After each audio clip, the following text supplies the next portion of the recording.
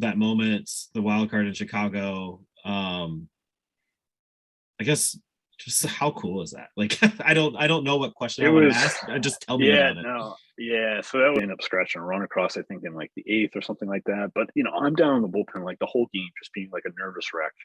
Like I think at one point, like I started stretching in like the fifth or sixth, and the year before, I had pitched in the second inning in the wild card game against the Mm-hmm. Arizona, and I remember I was physically warming up in the bullpen in the first after like Goldschmidt had hit like a 3-run homer. So I was like mentally prepared to pitch literally as soon as the game started, the fifth or sixth. Like I just couldn't sit down. I was just like pacing out in the bullpen, and we're on that bullpen out underneath the bleachers out there. And every time the phone rings, your heart stops. You're like, is it going to be me? Like Tony slaps one up the middle to take the lead, and everybody's going crazy in the dugout. And I'm sitting there. I'm like, you still have a job to do. Don't get caught up in this. Like now you have to go get the three most important outs of your life. Like now you're the only one that needs to be locked in right now. And I just remember telling myself that. I'm like, we have to stay focused.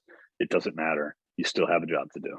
Like that was the hardest part for me. It was like not getting sucked into the moment of like, oh my God, we scored. Oh my God, we took the lead. Here we go. We're about to win. It's like, no, you still have to go out and do your job. But I'll tell you, every time I lifted my leg, my back knee was shaking. Yeah. But as the inning progressed, like I got better, and like I don't know if you guys remember, but I had a scare with Terrence Gore. A fastball got away from me. It drilled the umpire in like the chest, and for like a brief moment, like Joe Madden basically told Terrence Gore to pretend like he got hit and go to first base. Yeah. I think because at that point, Terrence Gore had pinch run for Anthony Rizzo in like the eighth, and that's how they ended up tying the game. So then this guy comes back around to hit.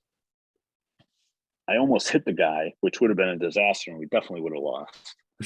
had that guy got on first base with nobody out, because he would have been on third base with 2 pitches. Yeah, he's carouseling around.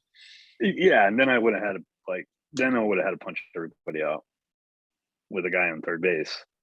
It just kind of all came together, and I think that was just like a very interesting year for me from my perspective, because I get sent down for the fourth time 4 years in a row. I spent like 6 or 7 weeks in AAA during that season. I completely changed who I was as a pitcher, from going from a 2-seam to a 4-seam. Locking in my slider, finally starting to like have regular sustained success from month to month, rather than just like run into a good week here, then the next week I have a bad one.